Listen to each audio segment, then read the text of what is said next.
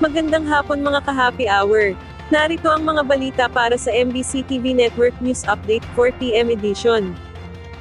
Monster ship ng China, umalis na sa Baho de Masinloc at may posibilidad na magtungo sa ibang EEZ ng Pilipinas. Nakaalis na ang dambuhalang barko ng China na China Coast Guard 5901 mula sa Baho de Masinloc, ang traditional fishing ground malapit sa Zambales. Ito ang kinumpirma ni Philippine Coast Guard spokesperson for the West Philippine Sea Commodore J. Tariela sa isang pulong balitaan kahapon kasama ang mga opisyal ng Philippine Navy at National Security Council. Ayon kay Commodore Tariela, ito aniya ang unang pagkakataon na hindi lamang umaaligid sa Baho de Masinloc ang monster ship, at tinatahak ang patimog na direksyon at may posibilidad na pumunta pa ito sa ibang exclusive economic zone ng Pilipinas.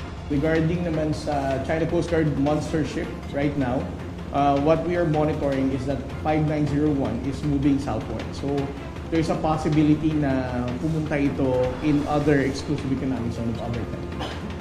So it's because this is our first time to see China Coast Guard monster ship not just loitering within Baho de Masinloc, and all of a sudden it's moving downward. Kaya ang distance niya ngayon is 164 nautical miles off the coast of Cabra Island. Sa kabila naman ng pag-alis ng monster ship, nananatili naman aniya sa bisinidad ng Baho de Masinloc ang dalawang Chinese vessels, habang ang isa sa pinakamalaking Chinese fisheries research vessel na Lanhai 101, ay nakaalis na ng katubigan ng bansa at kasalukuyang nasa distansyang 32.5 nautical miles mula sa Taiwan.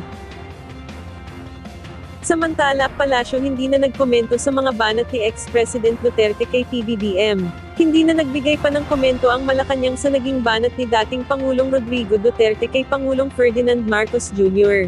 Ayon kay Acting Presidential Communications Office Secretary Cesar Chavez na hindi na sila magkokomento ukol sa naging mga banat. Magugunitang binatikos ni Duterte ang administrasyon ni Pangulong Marcos dahil sa patuloy na pagtaas ng presyo ng bigas. Muli din binatikos ng dating Pangulo si Marcos na ito ay patuloy na gumagamit umanong iligal na droga. Isinagawa ng dating Pangulo ang batikos noong ito ay dumalo sa proclamation rally ng kanyang partidong PDP Laban.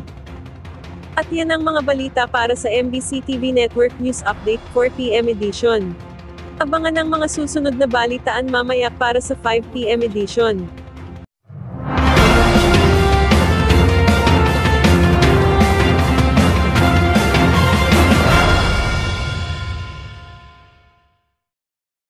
Mga ka-happy hour, kung gusto mong manood ang mga balita sa MBC TV Network News Update, mag-subscribe sa aming YouTube channel, i-like ang aming Facebook page, at i-follow sa aming TikTok account.